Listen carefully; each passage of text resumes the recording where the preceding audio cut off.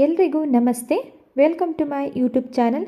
ಇವತ್ತಿನ ವಿಡಿಯೋದಲ್ಲಿ ಉಳಿದಿರುವಂತಹ ಅನ್ನದಿಂದ ನಾವು ಯಾವ ರೀತಿ ಖಾರ ಶಿವನ ಮಾಡ್ಕೊಳ್ಳೋದು ಅಂತ ತಿಳಿಸ್ಕೊಡ್ತಾ ಇದ್ದೀನಿ. ರಾತ್ರಿ ಉಳಿದಿರುವಂತಹ ಅನ್ನನ ವೇಸ್ಟ್ ಮಾಡದೆ ತುಂಬಾ ರುಚಿಯಾಗಿ ಹಾಗೆ ಕ್ರಿಸ್ಪಿಯಾಗಿರುವಂತಹ ಖಾರ ಶಿವನ ನಾವು ರೆಡಿ ಮಾಡ್ಕೋಬೋದು. ಅಂಗಡಿಯಿಂದ ಯಾವ ರೀತಿ ಖಾರ ಶಿವನ ತರ್ತೀವಿ ಅದೇ ಟೇಸ್ಟಲ್ಲಿರುತ್ತೆ. ಬನ್ನಿ ಯಾವ ರೀತಿ ಮಾಡ್ಕೊಳ್ಳೋದು ಅಂತ ನೋಡೋಣ. ಖಾರ ಶಿವನ ಮಾಡ್ಕೊಳ್ಳೋದಕ್ಕೆ ನಾನಿಲ್ಲಿ ಮೊದಲು ಒಂದು ಮಿಕ್ಸರ್ ಜಾರ್ಗೆ ಒಂದು ಬೌಲ್ನಲ್ಲಿ ಅಳತೆ ಮಾಡಿಕೊಂಡು 1 ಕಪ್ ಆಗುವಷ್ಟು ಉಳಿದಿರುವಂತಹ ರೈಸ್ನ ಸೇರಿಸ್ಕೊಳ್ತಾ ಇದ್ದೀನಿ.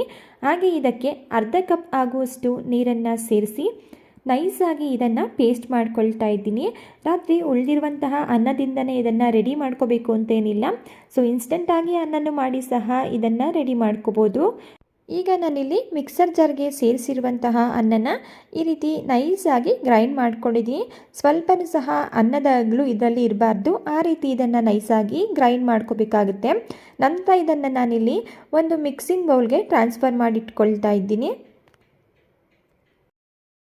ನಂತರ ಇದಕ್ಕೆ ನಾನಿಲ್ಲಿ ಯಾವ ಕಪ್ನಲ್ಲಿ ಅನ್ನನ ಅಳತೆ ಮಾಡಿ ತಗೊಂಡಿದ್ದೆ ಅದೇ ಕಪ್ನಲ್ಲಿ ಅರ್ಧ ಕಪ್ ಆಗುವಷ್ಟು ಅಕ್ಕಿ ಹಿಟ್ಟು ಹಾಗೆ ಅರ್ಧ ಕಪ್ ಆಗುವಷ್ಟು ಕಡಲೆ ಹಿಟ್ಟನ್ನು ಸೇರಿಸ್ಕೊಳ್ತಾ ಇದ್ದೀನಿ.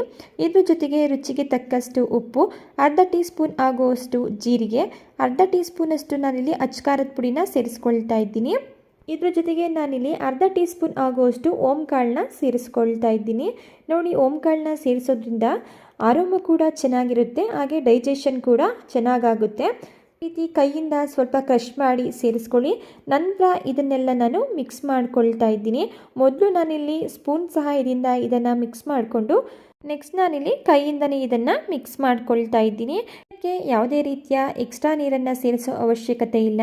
1 ಕಪ್ ಆಗುವಷ್ಟು ರೈಸ್ಗೆ ಅರ್ಧ ಕಪ್ ಆಗುವಷ್ಟು ನೀರನ್ನು ಸೇರಿಸಿ ಗ್ರೈಂಡ್ ಮಾಡಿಕೊಂಡ್ರೆ ಕನ್ಸಿಸ್ಟೆನ್ಸಿ ಪರ್ಫೆಕ್ಟಾಗಿ ಬರುತ್ತೆ. ನೀವು ಇದನ್ನು ಮಿಕ್ಸ್ ಮಾಡಬೇಕಾದ್ರೆ ಹಿಟ್ಟು ಸ್ವಲ್ಪ ಕೈಗೆ ಅಂಟ್ಕೊಳ್ತಾ ಇರುತ್ತೆ. ನಾವಿಲ್ಲಿ ರೈಸ್ನ ಬಳಸಿ ಮಾಡಿರೋದ್ರಿಂದ ಇದಕ್ಕೆ ಸ್ವಲ್ಪ ಎಣ್ಣೆನ ಸೇರಿಸಿ ಮಿಕ್ಸ್ ಮಾಡ್ಕೊಳ್ಳಿ, ಆಗ ಕೈಗೆ ಅಂಟೋದಿಲ್ಲ. ನೋಡಿ, ನಾನು ಅದೇ ರೀತಿ ಇಲ್ಲಿ ಮಾಡ್ಕೊಳ್ತಾ ಇದ್ದೀನಿ. ಫೈನಲಿ ಈಗ ಖಾರ ಶಿವನ ಮಾಡಲಿಕ್ಕೆ ಹಿಟ್ಟು ರೆಡಿ ಆಯಿತು. ನೆಕ್ಸ್ಟ್ ನಾನಿಲ್ಲಿ ಈ ರೀತಿ ಖಾರ ಶಿವನ ಮಾಡಲಿಕ್ಕೆ ಚಕ್ಲಿ ಪೇಟನ್ನ ತಗೊಂಡಿದ್ದೀನಿ. ನಿಮಗೆ ಯಾವ ರೀತಿ ಇಷ್ಟ ಆಗುತ್ತೆ ಆ ರೀತಿ ನೀವು ಈ ಖಾರ ಶಿವನ ಮಾಡ್ಕೋಬೋದು. ಇದನ್ನು ಚಕ್ಲಿ ಮಿಷಿನ್ಗೆ ಇನ್ಸರ್ಟ್ ಮಾಡಿಕೊಂಡು ಈಗ ಚಕ್ಲಿ ಮಿಷಿನ್ಗೆ ನಾನಿಲ್ಲಿ ಸ್ವಲ್ಪ ಎಣ್ಣೆನ ಅಪ್ಲೈ ಮಾಡ್ಕೊಳ್ತಾ ಇದ್ದೀನಿ. ನೆಕ್ಸ್ಟ್ ನಾವಿಲ್ಲಿ ರೆಡಿ ಮಾಡಿ ಇಟ್ಕೊಂಡಿರುವಂತಹ ಹಿಟ್ಟೇನಿದೆ ಅದನ್ನು ನಾನಿಲ್ಲಿ ಚಕ್ಲಿ ಮಿಷಿನ್ಗೆ ಸೇರಿಸ್ಕೊಳ್ತಾ ಇದ್ದೀನಿ.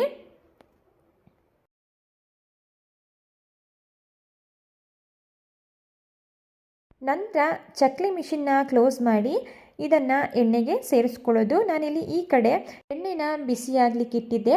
ಎಣ್ಣೆನ ನಾವಿಲ್ಲಿ ಮೀಡಿಯಮ್ ಫ್ಲೇಮಲ್ಲಿ ಮೀಡಿಯಮ್ ಆಗಿ ಹೀಟ್ ಮಾಡ್ಕೊಂಡಿದ್ರೆ ಸಾಕು, ಜಾಸ್ತಿ ಬಿಸಿ ಮಾಡ್ಕೊಳ್ಳೋ ಅವಶ್ಯಕತೆ ಇಲ್ಲ. ಈಗ ಎಣ್ಣೆ ಕೂಡ ಬಿಸಿಯಾಗಿದೆ. ನೋಡಿ, ಈ ರೀತಿ ನಾನಿಲ್ಲಿ ಖಾರ ಶಿವನ ಎಣ್ಣೆಗೆ ಸೇರಿಸ್ಕೊಳ್ತಾ ಇದ್ದೀನಿ. ನೀವು ಯಾವ ಶೇಪಲ್ಲಿ ಬೇಕೋ ಆ ಶೇಪಲ್ಲಿ ಖಾರ ಶಿವನ ಮಾಡ್ಕೋಬೋದು. ಈ ರೀತಿ ಮಾಡ್ಕೋಬೇಕು ಅಂತೇನಿಲ್ಲ, ಯಾವ ಥರ ಮಾಡಿಕೊಂಡು ತುಂಬ ಕ್ರಿಸ್ಪಿಯಾಗಿ ಟೇಸ್ಟಿಯಾಗಿ ಬರುತ್ತೆ. ನೋಡಿ, ಇದನ್ನು ಎಣ್ಣೆಗೆ ಸೇರಿಸಿದ ತಕ್ಷಣ ಇದನ್ನು ಕದಲಿಸೋದಕ್ಕೆ ಹೋಗಬಾರ್ದು. ಜಸ್ಟ್ ಒಂದು 2ರಿಂದ 3 ನಿಮಿಷ ಬಿಟ್ಟು ಇದನ್ನು ತಿರುಗಿಸ್ಕೊಂಡು ಮೀಡಿಯಮ್ ಫ್ಲೇಮಲ್ಲಿ ಇಟ್ಟು ಕ್ರಿಸ್ಪಿಯಾಗಿ ಸ್ವಲ್ಪ ಕಲರ್ ಚೇಂಜ್ ಆಗೋವರೆಗೂ ಫ್ರೈ ಮಾಡ್ಕೋಬೇಕು. ಆದಷ್ಟು ಕಮ್ಮಿ ಉರಿನಲ್ಲೇ ಇದನ್ನು ಬೇಯಿಸ್ಕೋಬೇಕು, ಆಗ ತುಂಬ ಕ್ರಿಸ್ಪಿಯಾಗಿ ಬರುತ್ತೆ. ನೋಡಿ, ಇದನ್ನು ನಾನಿಲ್ಲಿ 4ರಿಂದ 5 ನಿಮಿಷಗಳ ಕಾಲ ಮೀಡಿಯಮ್ ಫ್ಲೇಮಲ್ಲಿಟ್ಟು ಚೆನ್ನಾಗಿ ಇದನ್ನು ಬೇಯಿಸ್ಕೊಂಡಿದ್ದೀನಿ. ಈಗ ಇದು ಆಗಿದೆ. ನೀವಿಲ್ಲಿ ನೋಡ್ತಾ ಇರ್ಬೋದು, ಬಬಲ್ಸ್ ಕೂಡ ಬರೋದು ಕಮ್ಮಿ ಆಗಿದೆ. ಈಗ ಇದನ್ನು ತೆಗೆದು ನಾನಿಲ್ಲಿ ಒಂದು ಪ್ಲೇಟ್ಗೆ ಸೇರಿಸ್ಕೊಳ್ತಾ ಇದ್ದೀನಿ. ಅದೇ ರೀತಿ ನಾನಿಲ್ಲಿ ಮತ್ತೊಂದು ಬಾರಿ ಎಣ್ಣೆಗೆ ಖಾರ ಶಿವನ ಸೇರಿಸ್ಕೊಳ್ತಾ ಇದ್ದೀನಿ. ನಾವಿಲ್ಲಿ ಅನ್ನದಿಂದ ಈ ಖಾರ ಶಿವನ ಮಾಡಿರೋದ್ರಿಂದ ಟೇಸ್ಟು ಬೇರೆ ಥರ ಬರುತ್ತೆ ಅಂತ ನೀವು ಅಂದ್ಕೊಳ್ತಾ ಇರ್ಬೋದು. ಟೇಸ್ಟಲ್ಲಿ ಯಾವುದೇ ಡಿಫ್ರೆನ್ಸ್ ಇರೋದಿಲ್ಲ, ತುಂಬಾ ಚೆನ್ನಾಗಿ ಬರುತ್ತೆ. ನೋಡಿ, ಇದನ್ನು ಸಹ ನಾನಿಲ್ಲಿ ಈಗ ಮೀಡಿಯಮ್ ಫ್ಲೇಮಲ್ಲಿಟ್ಟು ಬೇಯಿಸ್ಕೊಂಡಿದ್ದೀನಿ. ಇದನ್ನು ಸಹ ತೆಗೆದು ನಾನು ಪ್ಲೇಟ್ಗೆ ಸೇರಿಸ್ಕೊಳ್ತಾ ಇದ್ದೀನಿ. ಫೈನಲಿ ನಾನಿಲ್ಲಿ ಎಲ್ಲ ಖಾರ ಶಿವನು ಸಹ ಫ್ರೈ ಮಾಡಿಕೊಂಡು ಒಂದು ಮಿಕ್ಸಿಂಗ್ ಬೌಲ್ಗೆ ಸೇರಿಸ್ಕೊಳ್ತಾ ಇದ್ದೀನಿ. ಮಿಕ್ಸಿಂಗ್ ಬೌಲ್ಗೆ ಸೇರಿಸ್ಕೊಂಡಿದ್ದ ನಂತರ ಇದನ್ನು ಈ ರೀತಿ ಚಿಕ್ಕ ಚಿಕ್ಕ ಪೀಸಸ್ಗಳಾಗಿ ಕಟ್ ಮಾಡ್ಕೊಳ್ತಾ ಇದ್ದೀನಿ.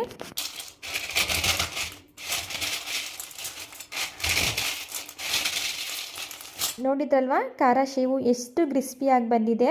ನೀವಿಲ್ಲಿ ಸೌಂಡ್ ಕೇಳಿಸ್ಕೊಳ್ತಾ ಇರ್ಬೋದು. ಕೊನೆಯದಾಗಿ ಇದಕ್ಕೆ ಸ್ವಲ್ಪ ಎಣ್ಣೆನಲ್ಲಿ ಕರೆದಿಟ್ಕೊಂಡಿರುವಂತಹ ಕರಿಬೇವಿನ ಸೊಪ್ಪು ಹಾಗೆ ಸ್ವಲ್ಪ ಕಡಲೆ ಬೀಜನ ಸೇರಿಸಿ ಮಿಕ್ಸ್ ಮಾಡ್ಕೊಳ್ತಾ ಇದ್ದೀನಿ. ಇದ್ರ ರುಚಿನ ಇನ್ನೂ ಡಬಲ್ ಮಾಡಬೇಕು ಅಂತ ಹೇಳಿದ್ರೆ ಸ್ವಲ್ಪ ಉಪ್ಪು ಹಾಗೆ ಸ್ವಲ್ಪ ಚಿಲ್ಲಿ ಪೌಡರ್ನ ಮಿಕ್ಸ್ ಮಾಡಿ ಇದ್ರ ಜೊತೆ ಸೇರಿಸಿ ಮಿಕ್ಸ್ ಮಾಡಿಕೊಂಡ್ರೆ ಅದು ಕೂಡ ತುಂಬಾ ಟೇಸ್ಟಿಯಾಗಿರುತ್ತೆ. ಓಕೆ ಫ್ರೆಂಡ್ಸ್, ನೋಡಿದ್ರಲ್ವಾ ಇವತ್ತಿನ ರೆಸಿಪಿ ಉಳಿದಿರುವಂತಹ ಅನ್ನದಿಂದ ಯಾವ ರೀತಿ ಈಸಿಯಾಗಿ ನಾವು ಖಾರ ಶಿವನ ಮಾಡ್ಕೋಬೋದು ಅಂತೇಳಿ. ಇವತ್ತಿನ ರೆಸಿಪಿ ನಿಮಗೆ ಇಷ್ಟ ಆಗಿದ್ದರೆ ವಿಡಿಯೋಗೆ ಲೈಕ್ ಮಾಡಿ ಚಾನಲ್ನ ಸಬ್ಸ್ಕ್ರೈಬ್ ಮಾಡ್ಕೊಳ್ಳಿ. Thank you for watching.